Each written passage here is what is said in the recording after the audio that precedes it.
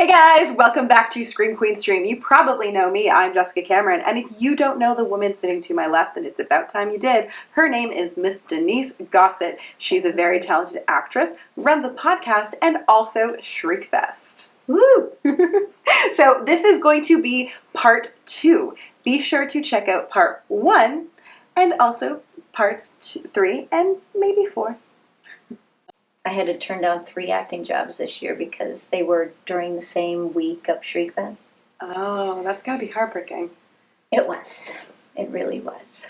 So let's talk about your acting career. This is a fun segue. What got you started in acting? You know, it's funny because ever since I was little, I always said I'm going to act, dance, or sing. And then never really did anything about it.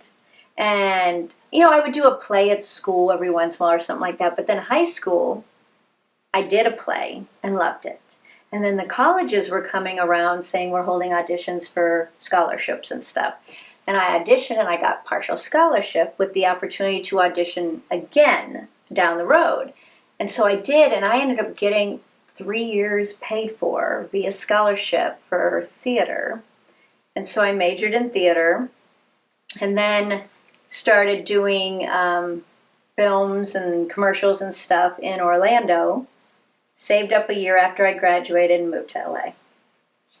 And been hustling ever since. Just like never stopping. Yep. So you obviously, when you were acting, were you aware of the film festival circuit as an actor, or was it just kind of something Not that really. didn't even?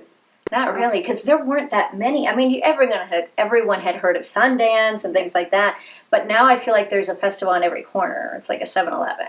You pick a festival, yeah, there's one. They're all over the place. But yeah, so I never even really thought about it. It's been more recent that I've been in films that are making the festival circuit, which is a whole new world on this side as opposed to on that side. So, were you a lover of genre and horror films prior to getting into acting? I was. This is the strangest story. So, growing up, my parents wouldn't let me and my brother watch rated R movies. But for some bizarre reason, they let us watch horror. Horror has more than the regular rated R. So, we took full advantage. We'd go and we'd rent anything we could get our hands on and try to get scared. Like, I've always loved haunted houses and horror films, and my favorite from way back when was Nightmare on Elm Street, the original. Love, love, love it. What was the first one you remember watching? I think the first one was A Nightmare on Elm Street, because I remember just Freddy, and still to this day, like if I go to a haunted house and there's a Freddy and I'm like, just stay away from me. But as soon as you do that, you know, they follow you. Of course. They're like, you're my new best friend. Exactly. So that, yep. Love, love, love. Before that, it would have been tamer ones that weren't rated R. But yeah, I've always loved it. I love creatures. I love monsters. I love to be scared. Although I don't get scared too often anymore. You've seen too many horror movies. Yeah. So once you started acting, I'm assuming you just went out for anything you could, as most actors do. Mm-hmm. How long was it into your acting career before you started getting work in the genre that you loved? You know, it's crazy because I haven't done tons of horror films. I've done some thrillers, some psychological horror. I remember I did a horror student film a long time ago, and it was shot in black and white, and I got the biggest kick out of it because they used chocolate syrup for the blood, which I thought, this is so fun. You know, I was back in college at the time. And then I've done a few here and there, but not enough, quite honestly. It's so funny. So note to the filmmakers, cast Denise. Right. Well, and you've had so much work. I believe your IMDb is at 53 credits. Which is a lot, and it's everything from indies to bigger budget studio pictures. Mm-hmm. So I was just mentioning to our lovely camera person earlier that she had a really fun role in Get the Gringo with Mel Gibson. Yeah. How did you get that job, first of all? And then secondly, any dirt on Mel Gibson? That was an audition, and they booked me from the audition. I never had a callback. that he was in Mexico City, and they sent the tape. He did not direct this film. He wrote it, and his buddy directed it. So he was kind of giving his buddy this first chance to direct. Mel is amazing. This is going to sound crazy, but we had so much fun on set. So we shot in Mexico City. I'm very white, very blonde in Mexico City. And people were like, don't be walking out. And I'm like, well, like I was going for walks every day in the city. And they're like, don't be doing that. You will get mugged. And, you know, on set it was, instead of cut, it was cortamos. So it was like, I'm like, what is happening here? It took a little getting used to. My makeup and wardrobe crew didn't speak English, so I had to dig way back to high school Spanish so I could communicate. But Mel is amazing. So what happened is we shot this, and I get home, a few weeks go by, and I start hearing all the stuff about the tapes. And I was like, this is not that same man. I mean, she must have really been pushing buttons or something to get him to talk that way. Because on set, he's a jokester. He's really funny. He asked my opinion. So the director was having me do that scene where, you know, I run out and the sprinklers are going and there's something has happened, a bomb or something. And he was having me run straight in. And so we did it once, and I see Mel over there talking to him. And then he goes, Denise, come here. I'm like, oh, God, what's happening? And he goes, what do you think about the scene? I go, he goes, how would you do it? I go, well, something has just exploded. I'm not sure she'd just run in, because what if there's more, right? And he goes, let's try it that way. But it was so awkward because I didn't want to go against what the director had told me to do, but yet I knew that was wrong. It was like against your instincts. Yes. As a person and an actor. Yes. You're like, this is a bad choice. And then we did it, and Mel was like, love it. And then he added some things into my role, and every time I would do it, he was like dying laughing. And when I saw him at the premiere, he's like, your scenes are still my favorite in the entire movie. So he was amazing. Like, maybe he's different with other people, but he was incredible to me. That's awesome to hear, though. Yeah, but the crazy thing, People Magazine was contacting me after this.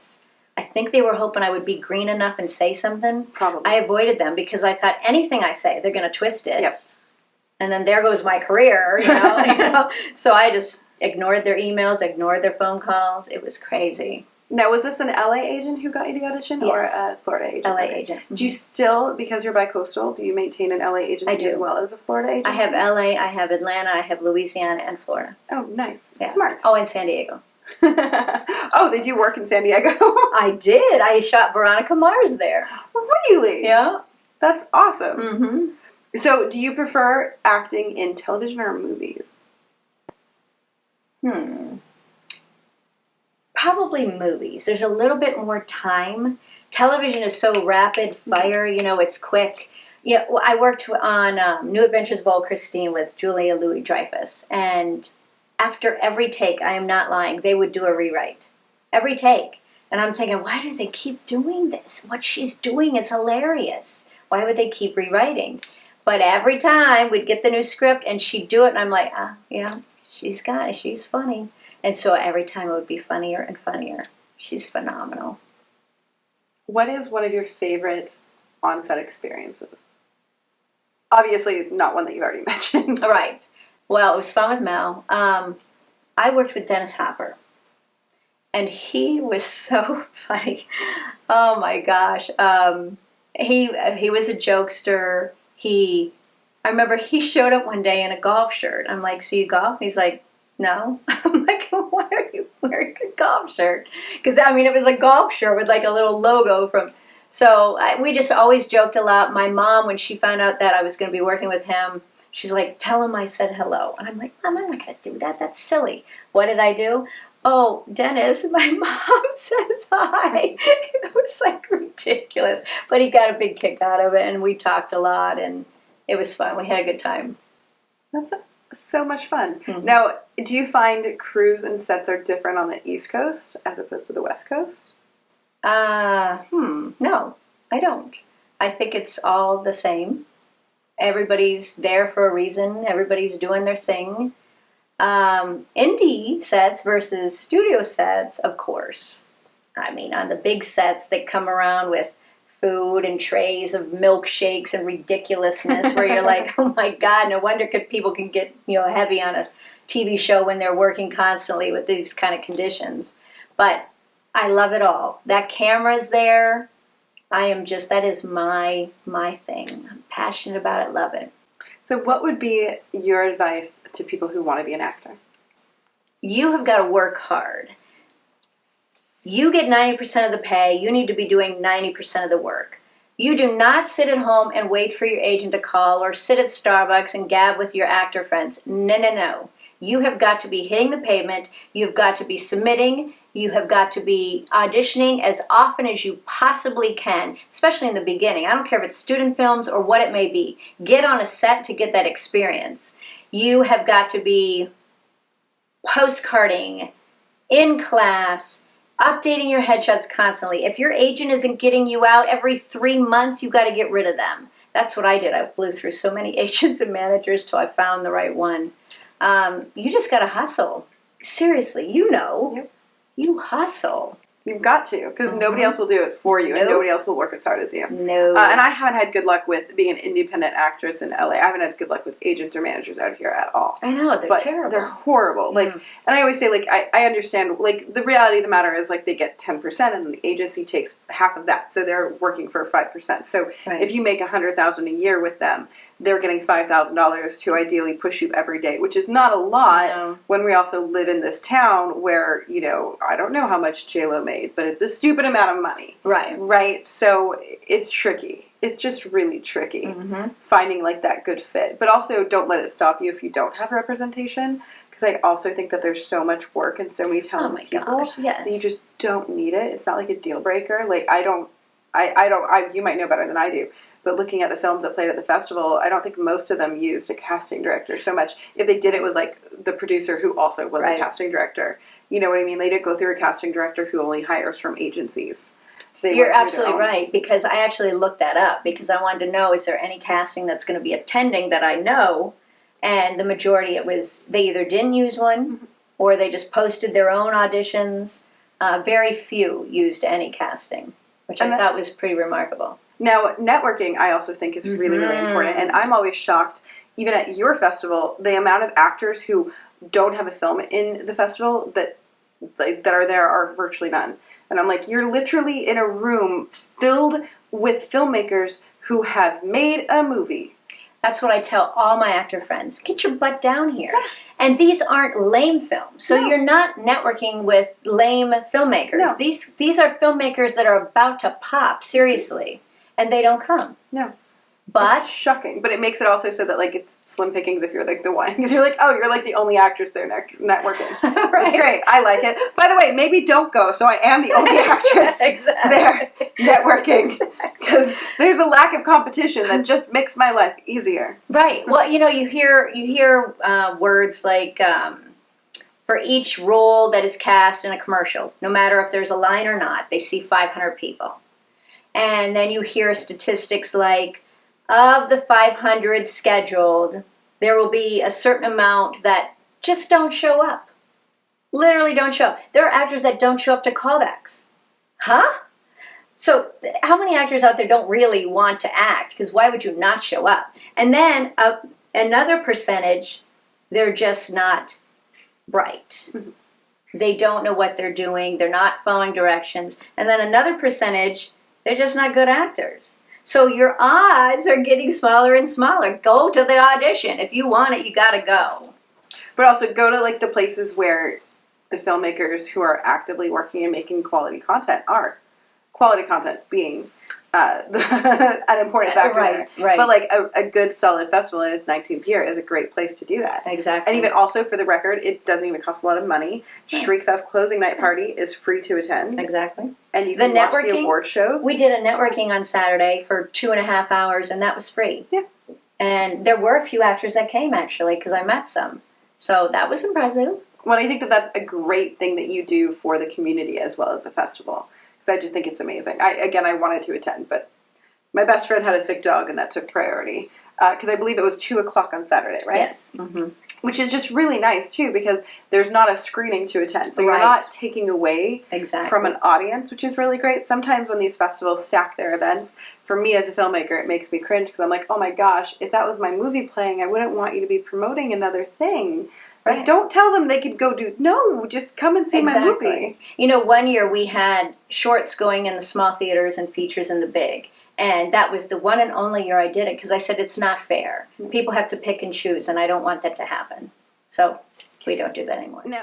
Thank you guys so very much for joining us. We're going to stop it here so that you guys can go back and make sure you watch the other episodes. Stay tuned for more from Denise Gossett. We're going to link everything we talked about down below. Be sure to follow up and engage on social media because, as we all know, that's super duper important and helps us out. And hit the like button down below and also subscribe. I produce new videos over here on this channel every single week. 10 billion bonus points if you join the Patreon, where you can get early access to the episodes, signed swag, Google Hangouts, and more. Thanks.